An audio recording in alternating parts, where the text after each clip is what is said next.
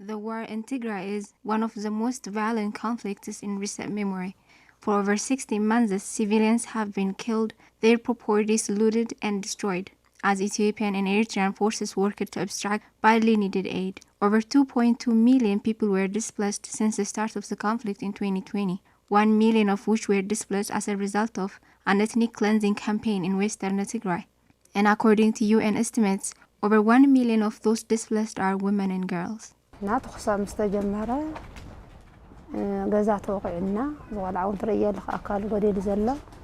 came here when the shelling started. Our house was destroyed, and my son was hurt. He lost his eye during the shellings. A shrapnel hit him in the eye. He had stitches for 3 months and needed treatment for 10. I have other kids too who I couldn't bring here. I even left an infant behind. I haven't seen them for 4 months.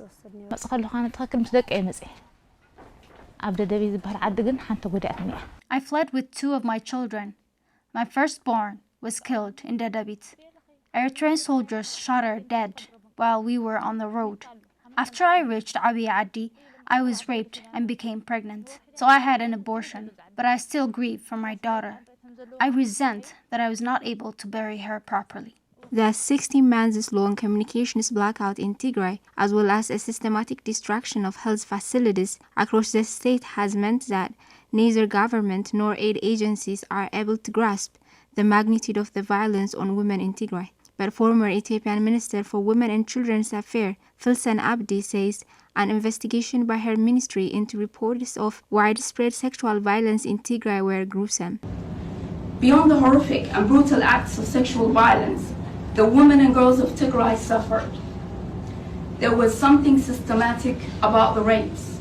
It felt premeditated. And the complicit silence that followed and the attempts to thwart investigations and block the resulting report was damning. I quickly became at odds with the Prime Minister's office and the Prosperity Party leadership after the reports. Of course, I tried to work with the system to help Tigray women and girls. But any request for assistance and funds on our emergency action plan to gender-based violence and child protection for Tigray was ignored by the Ministry of Finance and all other relevant stakeholders, agencies. Mebrahton Fatoui, a human rights expert, rape has not only been used as a weapon of war, but says there is sufficient reason to believe that sexual violence was being used as a tool to commit genocide against the people of Tigray. The rape is committed, for example, publicly, then it can be said that the one who is committing that rape has a confidence on certain system, on certain organization. So if it is public, for example, we can say that it is systematic. If it has similar pattern, then it might indicate that there is certain systemic way of doing it for certain purpose. If it is also, if you take for example gang rape, usually when a rape is made by more than one, there is high probability of it is possible that it can be established in the court of law or in any way. So unless they have a confidence on a certain system, on a certain organization, it's less probable that gang rape will not be committed. So gang rape can also be one indicator of systematic kind of rape. But this excruciating violence on women in Tigray is just one of the many layers of violence faced by IDP women. According to research, displacement added on the top of pre-existing power inequalities makes women refugees or IDPs more vulnerable to sexual assault.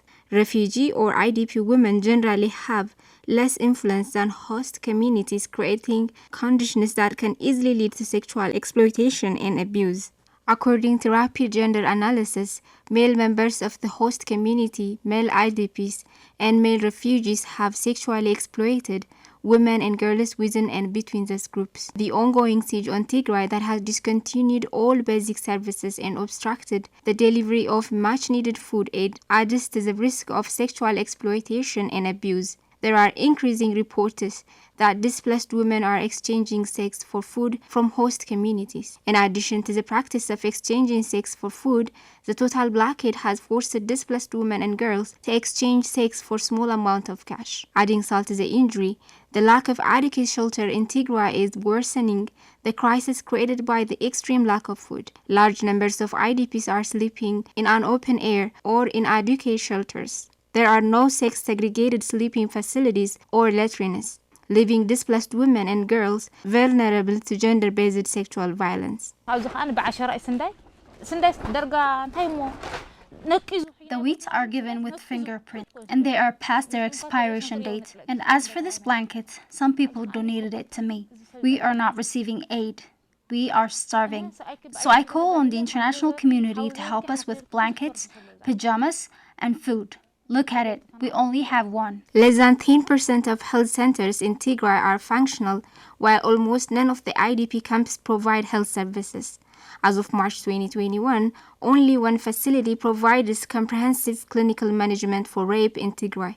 Contraception is only available in less than half of the functioning health centers. Mental health care is in an especially critical need. According to Mental Health and Psychological Support Services Officer, many Tigrayans have experienced severe trauma and mental health care is desperately needed, yet it is rarely available. Displaced Tigrayans do not have enough food, shelter, medical care, hygiene kits, or water, and the consequences of this are worst among women.